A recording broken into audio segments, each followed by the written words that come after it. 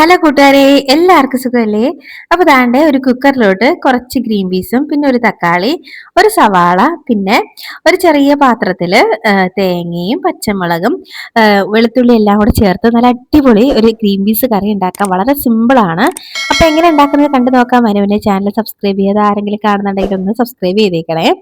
അപ്പൊ ഇത് ഉണ്ടാക്കാൻ വേണ്ടി ഞാൻ ഓവർനൈറ്റ് കുതിർത്ത ഗ്രീൻ പീസ് ആണ് കേട്ടോ എടുത്തേക്കുന്നത്. അത് ഒരു കുക്കറിലോട്ട് ഇട്ട് കൊടുക്കാം. അപ്പൊ ഈ ഒരു കറിയുടെ ഒരു പ്രത്യേകത വെച്ചാൽ സിമ്പിൾ സ്റ്റെപ്പാണ്. നല്ല അടിപൊളി റിച്ച് ടേസ്റ്റ് ആയിട്ടുള്ള ഒരു ഗ്രീൻ പീസ് കറി ഉണ്ടാക്കിയെടുക്കാം. നല്ല ക്രീമിയാണ് കേട്ടോ. അപ്പം ഗ്രീൻ പീസ് വേവാനും പാകത്തിന് വളരെ കുറച്ച് മാത്രം വെള്ളം ചേർത്ത് കൊടുത്തിട്ടുണ്ട്. ഇനി ഒരു തക്കാളി അതിന്റെ മേൽഭാഗം മുറിച്ചിട്ട് ഇതുപോലെ ഒന്ന് വരഞ്ഞു കൊടുക്കണം കേട്ടോ. അത്യാവശ്യം വലിയൊരു തക്കാളി എടുത്തിട്ടുണ്ട്, നല്ല പഴുത്തത് നോക്കി എടുത്തിട്ടുണ്ട്. ഇനി ഒരു സവാള രണ്ടായിട്ട് കട്ട് ചെയ്തിട്ട് ഇതുപോലെ ഒന്ന് വെച്ച് കൊടുക്കുന്നുണ്ട്. ഇനി ഒരു പാത്രത്തിൽ കുറച്ച് തേങ്ങ കൊത്ത് എടുത്തിട്ടുണ്ട്, അത് ഒന്ന് വെച്ച് കൊടുക്കാം. അതിലേക്ക് ഒരു 5-6 വെളുത്തുള്ളി അല്ലിയും പിന്നെ ഒരു പച്ചമുളക്. അപ്പൊ എരിവിന് ആവശ്യത്തിനുള്ള പച്ചമുളക് വെച്ച് കൊടുക്കാം.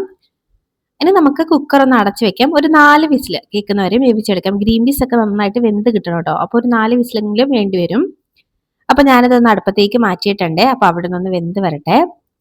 അപ്പൊ ദാണ്ടെ വെന്ത് വന്നിട്ടുണ്ട്, സ്റ്റീമൊക്കെ പോയിട്ടുണ്ട്. അപ്പൊ നമുക്കൊന്ന് ഓപ്പൺ ചെയ്യാം. ഇനി ചെറുതായിട്ട് ചൂട് മാറിയതിന് ശേഷം ആ പാത്രം ഇങ്ങെടുത്ത് മാറ്റണേ. ഇനി ആ തക്കാളി നമുക്ക് എടുത്ത് മാറ്റാം. അതായത് തക്കാളിന്റെ തൊലി നമുക്ക് ആവശ്യമില്ല, തക്കാളി മാത്രം ഒരു മിക്സർ ജാറിലോട്ട് ഇട്ട് കൊടുക്കാം. തക്കാളിന്റെ തൊലി എടുത്തങ്ങ് കളയുകയാണേ. ഇനി ആ സവാളയും മിക്സിയുടെ ജാറിലോട്ട് ഇട്ട് കൊടുക്കാം. ഇതൊക്കെ നമുക്കൊന്ന് അരച്ചെടുക്കേണ്ടതാണ് കേട്ടോ.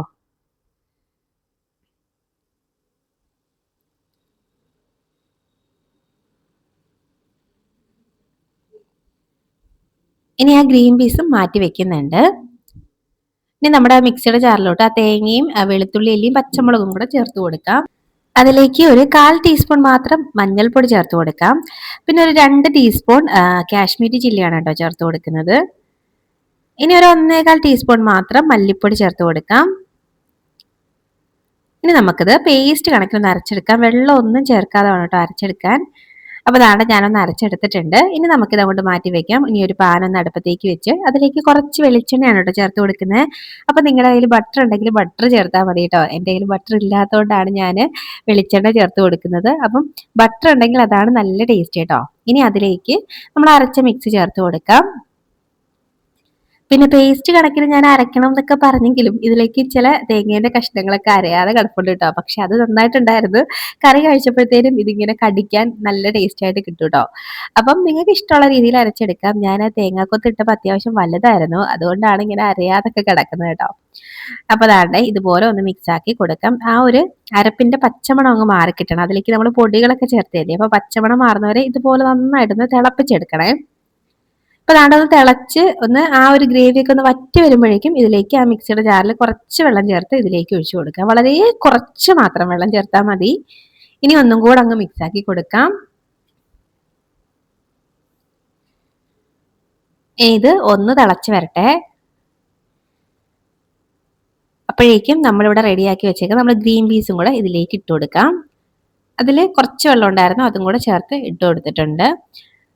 ഇനി നമുക്ക് ഒന്നങ്ങ് മിക്സ് ആക്കി കൊടുക്കാം.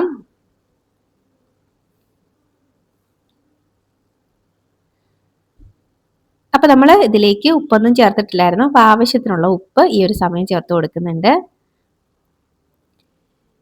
വീണ്ടും ഒന്നും കൂടെ മിക്സ് ആക്കി കൊടുക്കാം. ഞാനിതിലേക്ക് ഒരല്പം പഞ്ചസാരയും കൂടി ചേർത്ത് കൊടുക്കുന്നുണ്ട് കേട്ടോ. കാര്യം ഈ ഒരു കറിക്ക് ഒരു ചെറിയ മധുരം ഉണ്ടെങ്കിൽ നല്ല ടേസ്റ്റാണ്. ഒരു 1/2 ടേബിൾ സ്പൂണോളം പഞ്ചസാരയും പിന്നെ കുറച്ച് കസൂരി മേത്തി ഇട്ട് കൊടുത്തിട്ടുണ്ട്. ഇനി ഒരു ചീസ് സ്ലൈസും കൂടി ഇട്ട് കൊടുക്കുന്നുണ്ട് കേട്ടോ. അപ്പോൾ ചീസ് സ്ലൈസ് ഒക്കെ ഓപ്ഷണലാണ്, വേണമെങ്കിൽ ചേർത്താൽ മതി. പക്ഷെ ചേർത്ത് കഴിഞ്ഞാൽ നല്ലൊരു ക്രീമി ടെക്സ്ചർ, നല്ലൊരു ടേസ്റ്റ് ഒക്കെ കിട്ടും കേട്ടോ. അപ്പോൾ ദാണ്ടെ ഇത് നന്നായിട്ട് ഒന്നങ്ങ് മിക്സ് ആക്കി കൊടുത്തിട്ടുണ്ട്. ഇനി ഇത് കുറച്ച് സമയം അവിടെ നിന്ന് വെന്ത് വരട്ടെ, ഒന്ന് തിളച്ച് ചെറുതായിട്ടൊന്ന് കുറുകി വരട്ടെ. അപ്പോൾ ദാണ്ട് ഒരു 6-7 മിനിറ്റ് കഴിഞ്ഞിട്ടുണ്ട്. നമ്മുടെ കറി ഇവിടെ സെറ്റായിട്ട് വന്നിട്ടുണ്ട്. ആ എണ്ണയൊക്കെ ഒന്ന് തെളിഞ്ഞ് വന്നിട്ടുണ്ട്. ഗ്രേവിയൊക്കെ നല്ല കുറുകി നല്ല ക്രീമി ആയിട്ട് കിട്ടിയിട്ടുണ്ട് കേട്ടോ. അപ്പം ഈ ഒരു പരുവാകുമ്പോഴത്തേനും നമുക്ക് ഫ്ലെയിം അങ്ങ് ഓഫ് ആക്കാം. നല്ല ടേസ്റ്റി ആയിട്ടുള്ള ഒരു ഗ്രീൻ പീസ് കറിയാണ് കേട്ടോ. ഒരിക്കലും മിസ് ചെയ്യരുത് ഇത്, അത്രയ്ക്ക് ടേസ്റ്റിയാണ്. ചപ്പാത്തിൻ്റെ കൂടെ ആവട്ടെ, ദോശേൻ്റെ കൂടെ ആവട്ടെ, നാനിൻ്റെ കൂടെ ആവട്ടെ, എന്തിൻ്റെ കൂടെ വേണമെങ്കിലും കഴിക്കാൻ നല്ല ടേസ്റ്റിയാണ്. നമ്മൾ എന്ന് ഉണ്ടാക്കുന്നതിലും കുറച്ച് വ്യത്യസ്തമായ രീതിയാണ്, പക്ഷെ അടിപൊളി ടേസ്റ്റുമാണ് കേട്ടോ. അപ്പോൾ അതാണ് സംഭവം ഇവിടെ സെറ്റ് ആയിട്ടുണ്ട്. പിന്നെ ഈ തേങ്ങ ഇടയ്ക്കിങ്ങനെ കിടക്കുന്നത് കൊണ്ട് കടിക്കാൻ നല്ല രസമായിട്ട് തോന്നിയായിരുന്നു കേട്ടോ. അപ്പം നമുക്ക് ഇനി ഫ്ലെയിം ഓഫ് ആക്കാം. കുറച്ച് സമയത്തൊന്നിട്ട് തണുത്ത് വരട്ടെ. അപ്പം നമ്മുടെ ടേസ്റ്റി ആയിട്ടുള്ള ഗ്രീൻ പീസ് കറി ഇവിടെ റെഡി ആയിട്ടുണ്ട്. അപ്പം നിങ്ങൾ ഗ്രീൻ പീസ് കറി ഇതുപോലെ ട്രൈ ആക്കിയിട്ടില്ലെങ്കിൽ ഉറപ്പായിട്ടും ട്രൈ ആക്കി നോക്കണം. എന്നിട്ട് നിങ്ങളുടെ അഭിപ്രായങ്ങൾ പറയാൻ മറക്കരുത്. അതുപോലെ വീഡിയോ ഇഷ്ടമാവുകയാണെങ്കിൽ ലൈക്ക് ചെയ്യാനും മറക്കരുത് കേട്ടോ. പിന്നെ ഞാൻ കുറേ ഗ്രീൻ പീസ് കറികളൊക്കെ ഇട്ടിട്ടുണ്ട്.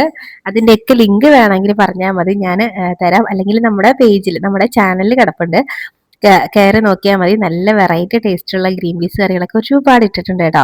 അപ്പം നമുക്കിത് ചപ്പാത്തിനോട് അങ്ങോട്ട് കഴിച്ചാലോ. അപ്പം ബൈ ബൈ. ഇനി ഒരു റെസിപ്പിയുമായിട്ട് നമുക്ക് വീണ്ടും കാണാടോ. അതുവരേക്കും ബൈ. Thanks for watching.